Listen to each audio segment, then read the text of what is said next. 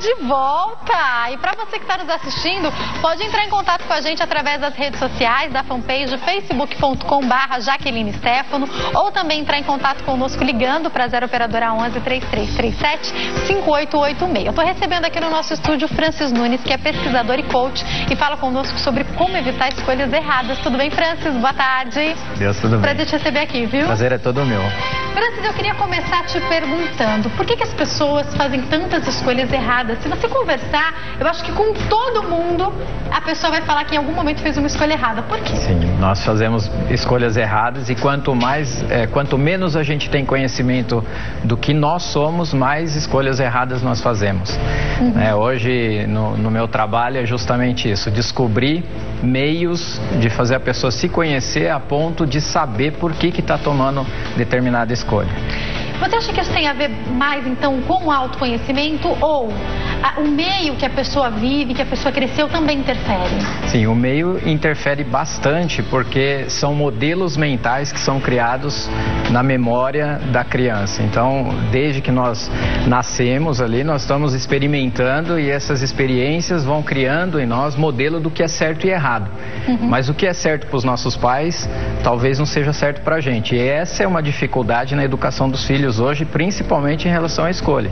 Você sabe que eu percebo também, né? Essa questão da segurança de tomar a escolha, que eu vejo muita dificuldade, porque a gente sabe que o excesso de proteção pode tornar uma criança, um jovem, um adolescente inseguro. Então, tanto as escolhas erradas quanto o medo em tomar a sua própria decisão. E muitas vezes da pessoa já adulta, as mulheres reclamam muito que os homens fazem isso, né? Liga pra mãe e fala: mãe, o que você acha que eu devo fazer? Eu acho que ligar pros pais e pedir conselho é ótimo, mas você não pode ter insegurança na hora da sua decisão, né? Sim, a decisão sempre é nossa, né? Se nós vamos apoiar uma vida de decisão com base no outro, nós estamos alimentando, inclusive, uma tendência à vitimização, porque daí, se der errado, a responsabilidade não foi minha. Então, muitas pessoas procuram no outro uma segurança que não vem dela e não vai funcionar, né? Então, o medo do desconhecido faz com que a gente queira passar a responsabilidade de decisão para o outro. Por que então, é por esse medo que a gente pergunta tanto para os outros, ou alguém já deve ter perguntado para você: está acontecendo isso, isso, isso, o que você acha que eu devo fazer? Sim, os conselhos são bons, eles são positivos, são pessoas de fora do problema, às vezes da situação, que vão ajudar a gente a tomar uma decisão, a ter uma clareza da situação, mas a decisão é nossa. Então, o que acontece hoje? Nós estávamos falando de filhos, organização e tal, e a organização, muitos pais me procuram para ajudar nesse ponto, responsabilidade e organização. Eu gostaria que meu filho fosse mais responsável e organizado.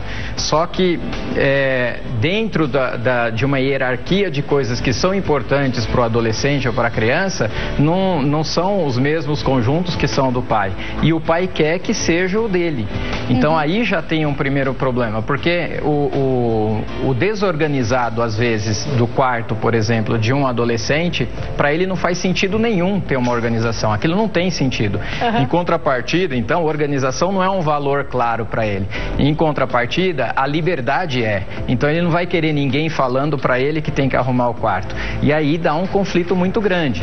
Então, a dica principal para quem quer decidir e não se arrepender e não sofrer depois é conhecer pelo menos as 5 coisas mais importantes, que nós chamamos de valores, os 5 valores mais importantes que regem a sua vida. Quais são eles? Cada um tem o seu. Fala mais para nós. Cada um tem o seu. Então, assim, por exemplo, tem pessoas que o dinheiro é algo muito importante. Ele vem numa hierarquia muito forte, ele aparece como algo muito importante para a vida dele. Então, decisões serão tomadas assim. Tem pessoas, por exemplo, que um tempo de qualidade com a outra pessoa, com o cônjuge, por exemplo, é o valor mais importante. A família, por exemplo. Então, vamos supor um casal, então, em que a mulher é mais dinheiro e o homem é mais família, ou vice-versa, não importa. Se o que é mais família vai querer decidir por não trabalhar muito. Ele vai falar assim, nada no mundo, dinheiro no mundo paga eu ficar com você. Então aquela hora extra no fim de semana eu não vou fazer, por exemplo. Eu não vou fazer, mas o problema é que assim, pro outro isso é importante. Teve oportunidade. Não, mas a gente não ia trocar de carro, não ia fazer a nossa viagem, tem que trabalhar no fim de semana, sim. Então é aí que vem os principais conflitos. E isso acontece com o pai, com os filhos e em todos os relacionamentos, na verdade. Então aí eu te pergunto sobre a importância do equilíbrio na hora de uma decisão, porque eu tô pensando aqui no mundo corporativo, em uma decisão que você tem que tomar, muito importante, você tem que pesar também, não só o que você gostaria de fazer, mas o que a empresa gostaria que você fizesse, não é verdade? É isso, esse é o trabalho da FN Partners, por exemplo, que é a empresa que eu criei em 2015. Né? Então, a proposta dessa empresa, por exemplo, que é a preocupação do momento, é um equilíbrio entre família, empresa e o próprio empreendedor, e o próprio empresário, para que ele chegue à plenitude. Porque se as coisas estiverem bem só lá na empresa e não estiver na família, então ele não vai conseguir a plenitude, se sentir pleno e feliz. Mas a mesma ideia que nós falamos de casa serve para a empresa. Muitos empresários têm problema de desligamento de colaborador, mas o próprio colaborador não sabe quais são esses valores da empresa. Então hoje a gente vê bastante missão, visão e valores, mas no papel. Agora, quando se tem um trabalho para a prática, nisso tudo que nós estamos falando... Até numa atuação, porque algumas coisas têm que ficar claras, né? Sim. Por exemplo, eu estou em uma emissora que eu sei que a emissora é cristã, eu sei alguns... Eles são muito claros, então tem coisas que não vão ser ditas. Ainda bem, eu sou cristã também e eu estou dentro de um ambiente que eu conheço. Mas tem pessoas que vêm trabalhar aqui que não são cristãs, fica muito claro para elas como deve ser o comportamento. Eu percebo pessoas que vêm trabalhar aqui, por exemplo, que mudam a maneira de se vestir, ou que, de repente, cobrem um pouco as tatuagens, não deixam os piercings tão aparentes, por uma questão de respeito. Olha, eu sei que a política da empresa é tal, é por aí, né? Sim, e isso é uma questão de inteligência, na verdade. Isso é uma questão de clareza muito grande, de respeito. Não os valores, mas se são os valores do lugar onde você está trabalhando, você tem que... Exatamente. Quando eu comecei na PUC o meu doutorado, eu estudei exatamente isso, os passos que o indivíduo precisa tomar para se inserir num grupo social e não ter conflito. Existem passos. O primeiro passo é você chegar no local e só aprender. A sua função ali é aprender tudo e aprender esses valores. O problema é que tem empresas que não têm os valores claros. Então os problemas acontecem, aí o valor do dono, por exemplo, do proprietário, não bate com o que ele fez, então por causa do dono eu sou demitido. Quando o valor é claro na empresa, aí não é o dono que demite. É a pessoa que não se enquadra. Então não tem responsabilidade. Sai do pessoal para ir realmente para uma pessoa jurídica, né? Aí eu quero te perguntar, não só no mundo corporativo, mas na família também, ainda pensando nesses passos, até que ponto é importante ceder? Porque veja bem, eu não estou falando aqui sobre caráter, sobre moral, sobre coisas importantes. Mas eu estou falando, vou dar de novo aquele exemplo do casal, então, um dinheiro, outro família. Em algum momento um dos dois vai ter que ceder, eles vão ter que encontrar o equilíbrio, não? Vão ter que encontrar um equilíbrio, mas qual é o equilíbrio? Como que o equilíbrio acontece? Acontece com sentido, você dando sentido para as coisas. Então tem muitos pais que me procuram, pelo incrível que pareça, porque eu me lembro quando eu era mais novo, eu queria dirigir. Eu queria que chegasse 18 anos, pegar a carta, pegar o carro e sair dirigindo. Só que hoje tem pai que me procura assim, meu filho tem algum problema, porque ele não quer dirigir. Ele não quer um carro, ele não quer, eu tenho um carro bom, não quer dirigir. Mas hoje não faz sentido mais para um adolescente, tendo Uber tão fácil para se locomover, com preço tão acessível, gastar 70, 80 mil num carro para ficar parado e usar de vez em quando. Então, as coisas mudaram. Então, o que o pai tem que fazer? Ou vai ter que o filho jogar um sentido pro pai nisso, pro pai parar de... Fazer uma continha e mostrar ali, pai, ó, com Uber eu gasto tanto, de carro tem que pagar estacionamento, isso, aquilo... E talvez o pai vai chegar à conclusão que é melhor ele também andar de Uber. Vamos todos andar de Uber. Exatamente. Sem propaganda ao aplicativo. Exatamente, tá? Verdade. Né? Só estamos falando de evolução tecnológica mesmo, né? Ou então vai ter que ter o contrário. O pai precisa dar um sentido para o filho dirigir. É interessante isso que você está falando, porque a gente também, quando a gente fala, até em mundo corporativo, não só em família, a gente tem um choque das gerações. Eu estava comentando outro dia como é interessante. Aqui no programa eu percebo isso com a produção, com o estagiário, com o jovem aprendiz e comigo, né? Que somos todos de idades diferentes. E eu estava conversando com uma jovem hoje de 20 anos e eu falava pra ela, é sem pressão, porque eu sei que a sua geração não gosta de pressão, porque é mais ou menos assim, se você estava indo limpar o quarto E a mãe falou, menina, limpa esse quarto agora, também não vou mais limpar. E ela estava indo fazer isso, mas só porque ela mãe ter dito, ela não vai mais. Tem que saber lidar com essas gerações também, Tem que saber lidar com as gerações, tem que saber como falar. E o negócio do sentido é a chave. Porque se não fizer sentido, não vai ser divertido. E se não for divertido, não vai valer a pena. A verdade é essa, ninguém faz o que não gosta de fazer. Todos nós estamos aqui trabalhando porque nós gostamos de fazer o que a gente faz. Só que o valor organização para o filho não está aflorado, ele escolhe não decidir. Então as escolhas são baseadas nisso. Se nós chegamos a esse conjunto de valores, nós vamos conseguir decidir dando a nossa prioridade. Agora, se um do casal, o valor é dinheiro, quer trabalhar, o outro que não precisa jogar sentido no que ele quer que seja feito. Ninguém vai fazer alguma coisa para você só porque você quer fazer, a não ser que seja essa educação que não funciona. Agora, tem jeito de fazer as pessoas chegar a esse equilíbrio fazendo o quê? Qual é a minha sugestão para as famílias, que é o que eu trago no livro Filhos Felizes, Pais Realizados? Que é uma proposta nova aí eu digo ali que construa uma nova realidade na criação dos seus filhos, porque é uma visão diferente, né? Então, para achar esse equilíbrio, eu sugiro fazer os valores da família. Que todo mundo sente, de preferência com um profissional, se não puder fazer sozinho, mas eu ensino passo a passo no livro, né?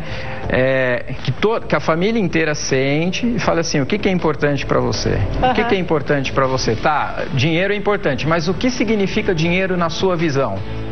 Só que tem um problema, fazer isso dá um pouquinho de trabalho e as pessoas não gostam de investir. Então, assim, é impressionante como as pessoas investem na matéria e não investem na espiritualidade. Porque eu fico imaginando explicável. Também, Francis, que já vou pedir para você explicar, mas eu fico imaginando que a família em harmonia, até se o casal já conseguir ter isso bem solucionado, quando as crianças vierem, fica mais fácil para elas entenderem como essa família, enquanto instituição, funciona, né? Sim, e a gente consegue entender isso quando a gente começa a estudar. Por exemplo, se nós pegarmos a física clássica e a física quântica, que é a física nova, muito tem se falado disso, nós vemos exatamente onde foi a ruptura maior para que nós virássemos seres humanos totalmente materialistas. Porque na física clássica, com Newton, as coisas têm a causa e efeito, e aí tira a presença de um Deus.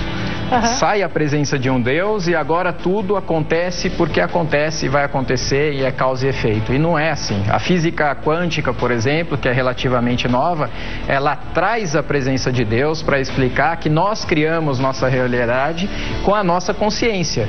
Então veja bem, se a minha consciência cria a minha realidade e eu não invisto na minha consciência e só na matéria, o que eu vou estar alimentando dentro da minha família? É a matéria. Eu vou fazer o seguinte, eu vou parar aqui o nosso bate-papo, porque a nossa repórter Jéssica Nunes foi às ruas de São Paulo e ela vai pegar um pouquinho da opinião das pessoas pelas ruas. Será que todo mundo já fez uma escolha errada? Tudo bem, Jéssica? Boa tarde. Boa tarde, Jaque. Quem nunca fez uma escolha errada? Até rimou, quem nunca? No primeiro momento a gente pode até ficar meio chateada, né? Mas depois a gente tem que tirar algo positivo da situação. Como diz o pensamento, às vezes são as escolhas erradas que te levam ao rumo certo. Eu não sei bem se esse é o melhor caminho, mas a partir daí eu quis saber das pessoas se elas já fizeram uma escolha errada e também como reagiram sobre a mesma. Dá uma olhada. Você já tomou alguma decisão errada? Já sim, já tomei. Você pode contar pra gente qual foi? Foi uma decisão pessoal, assim, né, de relacionamento. E agora, assim, pra minha vida não tá me acrescentando em nada, então não foi uma decisão boa. Você considera uma escolha errada e mesmo assim tenta? Com certeza, a gente sempre espera melhorar, mas não melhora. Eu acho que todo mundo faz escolhas erradas de vez em quando, né? Porque cada um toma a decisão que quer, né, na vida. E acho que ninguém tem que se intrometer nessa situação nessa escolha que a pessoa fez. A gente sempre recorre para um conselho de uma pessoa que a gente é mais próximo, né? Até mesmo um conselho de uma profissional. Mas a gente sempre é dono das nossas escolhas, né? Então... Eu já cheguei a fazer sim, escolha errada, né? Mas eu me arrependi depois, escolha errada de um emprego, de não ter decidido certo o que era para ter feito, né? Eu ganhava como atleta e quis parar. E fui pro mercado de trabalho. Eu achei que eu fiz errado, parei de jogar e fui trabalhar. Já tomei muitas decisões erradas. O que, por exemplo? Conta pra gente. Sair de uma empresa para entrar em outra que não era tão boa. Trabalhar o dia inteiro e estudar direto sem ter tempo de ir pra igreja, as coisas assim. Cada um tem uma escolha, né? E quando a gente fala nessas escolhas, a maioria já pensa no que é certo, no que é errado. E quem nunca se imaginou parado em frente a uma bifurcação, completamente confuso, sem saber que caminho seguir? Você olha para um lado, olha para o outro, e por mais que se esforce, simplesmente não sabe o que fazer. No final, nos resta uma escolha, não é mesmo, Jaque? É verdade. A gente continua falando sobre isso por aqui. Jéssica, obrigada, viu? Obrigada pelas informações. Te espero em breve aqui no nosso programa ao vivo novamente.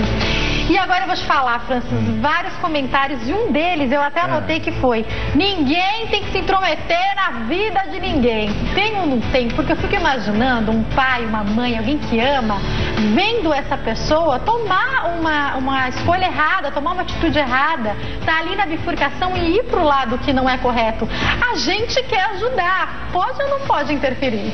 A questão é a seguinte, nesse outro livro aqui, Gratidão, lancei o ano passado, eu falo sobre vitimização em algumas coisas. O que eu mais sofri na vida em questão de crescimento, amadurecimento e aprender a fazer escolha? É a resistência a feedback. Então, feedback, ou seja, o retorno que as pessoas dão pra gente sobre o que nós estamos fazendo, como que nós estamos conduzindo a nossa vida, serve como um olhar, praticamente um presente que vem de Deus pra gente. Eu entendo dessa forma assim, Deus chegando e trazendo pra gente abrir os olhos. Então, a pessoa que mandou o comentário, eu digo assim, para começar a olhar essas interferências como feedbacks, que são presentes que nós recebemos e que fazem a gente crescer numa velocidade muito grande. E que a gente tenha sabedoria para administrar tudo isso. Porque como outro dia a gente falou aqui, com a rede social, as pessoas se acham no direito, obviamente você está ali na rede social, de falar o que acham sobre você. Mas é importante a gente pegar tudo aquilo que chega para nós e ver o que de fato é construtivo. E principalmente das pessoas que te amam.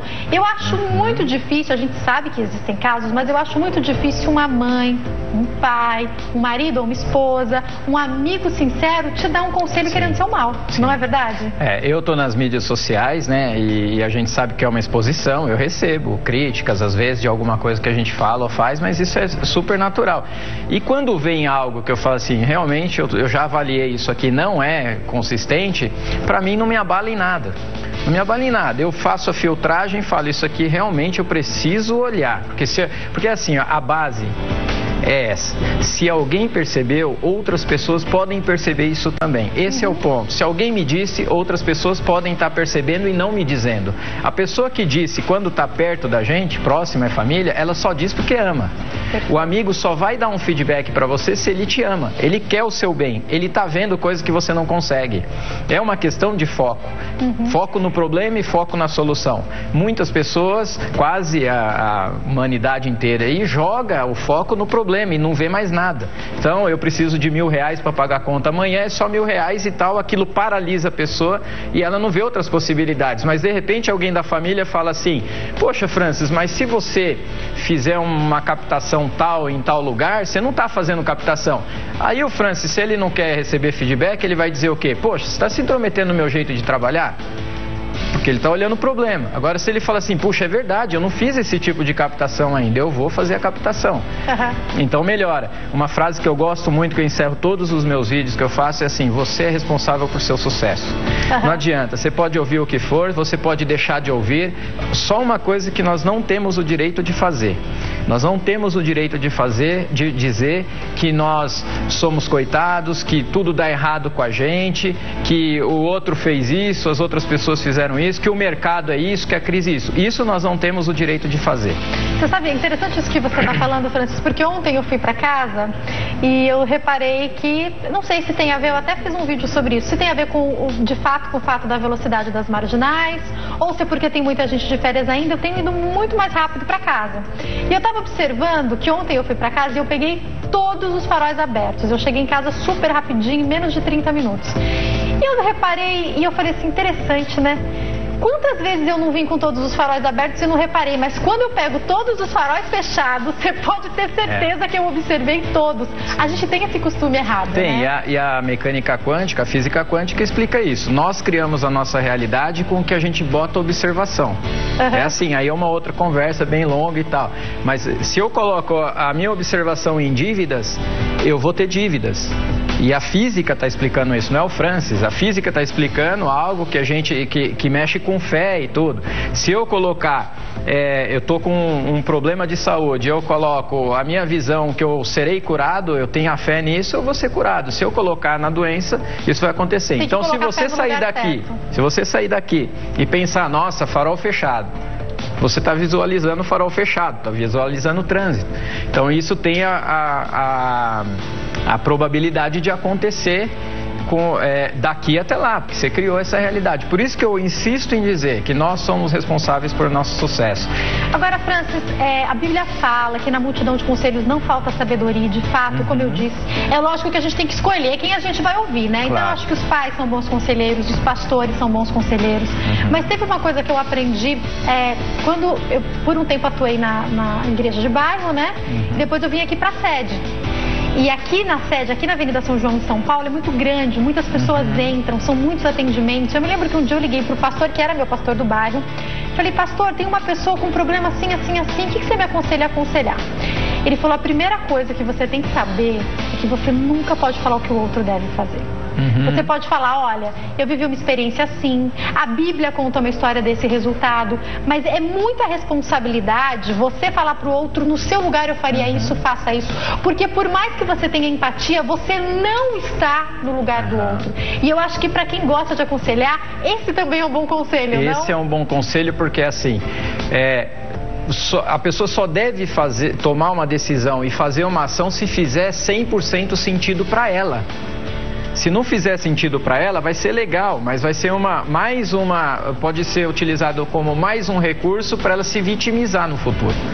Então, dar conselho, eu como coach, a gente não dá conselho. A gente conduz as pessoas a perceber dentro dela o que faz sentido para ela resolver os problemas que ela tem. Então, esse é o segredo. E aí nós voltamos na questão de escolha, de valores e filhos. Porque se eu der uma sugestão para você, né, eu vou dar uma sugestão baseada nos valores de quem? Os seus. Meu, então eu não vou me arrepender se eu fizer essa tentativa, eu não vou me arrepender. Mas você pode se arrepender e tem uma chance muito grande de se arrepender, porque seus valores são diferentes. Então eu acho que para uma escolha, diante de uma bifurcação, de uma dificuldade, um passo muito importante, como a gente falou aqui, é autoconhecimento. Autoconhecimento, precisa saber o que rege, o que é importante para você. E de preferência, assim, 5 valores importantes. Eu coloco isso no papel, como é que eu faço para saber quais são os 5 valores? Coloca no papel. Para descobrir os valores sozinho, eu acho que até dá um pouco de trabalho, tá? Por isso a ideia de escrever um livro para ajudar nisso. Com as ferramentas. Quem quiser, inclusive, pode mandar um e-mail para mim e aí eu posso até ajudar. E a gente tem equipe para isso, para já ajudar nessa primeira parte. Se for o caso, a gente faz uma aula ao vivo, online, 100% livre para o pessoal pegar, porque eu acho que isso é importante. Mas os 5 primeiros valores, começar a olhar assim, essas questões, dinheiro, honestidade, geralmente bate nessas questões, né? Dinheiro, honestidade, família, e tal. Você né? sabe que no depoimento, nas entrevistas na rua, teve uma mulher que falou assim, nossa, eu parei de jogar e isso me chamou muita atenção. E me arrependo de ter feito isso. Exatamente, que eu tô com um coach hoje na empresa, que é justamente isso, ele é jogador profissional de games online. Só que dentro dele tem registros que falam que isso é algo de uma pessoa que não é comprometida, que é um trabalho que não tem futuro. Você vê como que é complicado isso? Quando nós mapeamos os valores dele, competitividade é o primeiro. Interessante, então né? Eu falei, tá, você está preocupado com faculdade? Que você acha que profissão você acha que é competitiva? para você usar esse valor que você tem.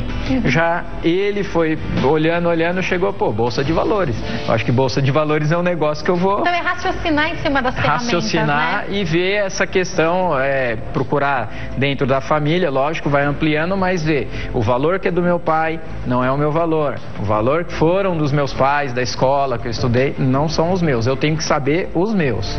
Muito obrigada, Francis. Foi um prazer te receber aqui. Quem quiser entrar em contato, o telefone 0 operadora 12 988442533. Tem o site www.fnpartners.com.br fnpartners.com.br e tem o e-mail também, que é francisnunes@hotmail.com. Obrigada, Francis. Eu agradeço. Uma ótima tarde. Obrigado.